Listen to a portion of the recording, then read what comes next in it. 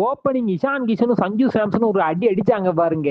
பார்க்கும்போதே அப்படி இருந்ததுங்க அப்படின்ற அளவுக்கு நடந்து முடிஞ்ச மேட்ச் தான் வந்து பார்த்தீங்கன்னா India versus Namibia world cup மேட்ச்னே சொல்லலாம். எஸ், டாஸ் வின் பண்ண நமீபியா வந்து பார்த்தீங்கன்னா நாங்கள் போலிங் செலக்ட் பண்ணுறோம் அப்படின்ட்டாங்க. ஸோ ஓப்பனிங் இஷான் கிஷனும் சஞ்சு சாம்சன், அபிஷேக் சர்மா நீங்கள் ரெஸ்ட் எடுங்க, பாகிஸ்தான் கிட்ட இறக்கி விட்டுறோன்னு சொன்னாங்களா என்னன்னு தெரியல. அவரை ரெஸ்ட் பண்ணிட்டு வந்து பார்த்தீங்கன்னா இஷான் கிஷனும் சஞ்சு சாம்சன் ஓப்பனிங். சஞ்சு சாம்சன் இந்த வாய்ப்பை விட்டா நமக்கு வேற வாய்ப்பே கிடையாதுன்ற மாதிரி 8 பாலுக்கு 22 ரன் மனுஷன், 3 சிக்ஸ் 1 4 வெளுத்து வாங்கிட்டாருன்னே சொல்லுவேன். அந்த பக்கம் இஷான் கிஷன் 24 பாலுக்கு 61 ரன்.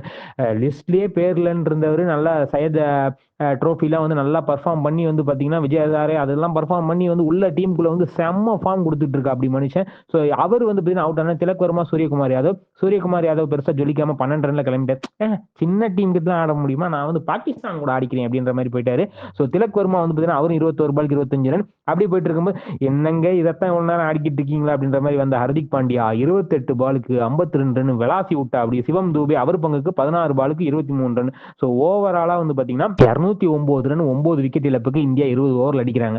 210 எடுத்தா வெற்றி நமீபியா அப்படின்ற மாதிரி வந்து பாத்தீங்கன்னா நமீபியா இறங்கினாங்க. ஓப்பனிங் வந்து பாத்தீங்கன்னா ஃப்ரைலிங்கையும் ஸ்டீன் காமும் ஓப்பனிங் இறங்கினாங்க. ரெண்டு பேருமே நல்லா பர்ஃபார்ம் பண்ணாங்கன்னே சொல்லலாம். நல்ல ஒரு ஓவருக்கு 10 ரன் தேவைங்க அப்படின்ற மாதிரி ஆடினாங்கன்னே சொல்லுவேன். ஸோ 15 பாலுக்கு 22 ரன் ஃப்ரைலிங்க்கு. அந்த பக்கம் வந்து பாத்தீங்கன்னா ஸ்டீன் காம் வந்து பாத்தீங்கன்னா 20 பாலுக்கு 29 ரன். யாராச்சும் உடச்சு விடுங்களா பார்ட்னர்ஷிப் அப்படின்ற மாதிரி இருக்கும்போது வருண் சக்கரவர்த்தி அவர் பங்குக்கு விக்கெட்டை உடச்சு விட, ஃப்ரைலிங்க் விக்கெட்டை வந்து பாத்தீங்கன்னா அஷ்டிப் சிங் எடுக்கு அப்படின்ற மாதிரி போயிட்டு இருக்கும். அதுக்கப்புறம் ஜானா விக்கெட்டை வந்து 13 ரன் காலி பண்றாரு வருண் சக்கரவர்த்தி. தொடர்ந்து விக்கெட் தான். வருண் சக்கரவர்த்தி பால பார்த்தாலே பயப்படுறாங்க.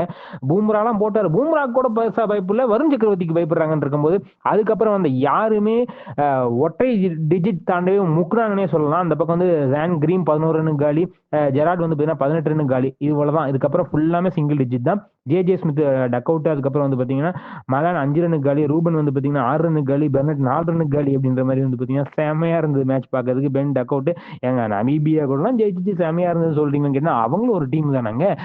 ஸோ வந்து தோத்துருன்னு சொல்லிங்க, நமீபியா கூட தோத்துட்டீங்க அப்படின்னு இருப்பீங்க. ஆனா வந்து நாங்க ஜெயிச்சிட்டோம் 93 ரன் வித்தியாசத்துல அப்படின்ற மாதிரி வந்து பாத்தீங்கன்னா இந்திய டீம் ரசிகர்கள் எல்லாம் சோசியல் மீடியா சொல்லிட்டு இருக்காங்க. விஷயமே வந்து பாத்தீங்கன்னா ஆட மாட்டேன்னு சொன்ன பாகிஸ்தான் வந்து சரி ஆடுறோம் வாங்க ஞாயிற்றுக்கிழமை பார்ப்போம் அப்படின்ற மாதிரி வந்து சொல்லியிருக்காங்க. அந்த மேட்ச் தான் ஈகரா வெயிட் பண்ணிட்டு இருக்கோம், பொறுத்து இருந்து பார்ப்போம். So India won the match by 93 run வித்தியாசத்துல வந்து ஜெயிச்சிட்டாங்க. ஸோ ஞாயிற்றுக்கிழமை நடக்கிற பாகிஸ்தான் மேட்ச் விறுவிறுப்புக்கும் சுறுசுறுப்புக்கும் பஞ்சம் இருக்காதுன்னு சொல்லிக்கிட்டு இந்த வீடியோ உங்களுக்கு பிடிச்ச லைக் பண்ணுங்க, ஷேர் பண்ணுங்க, கமெண்ட் பண்ணுங்க, மறக்காம தினம் நல்லா சப்ஸ்கிரைப் பண்ணுங்க. நன்றி, வணக்கம்.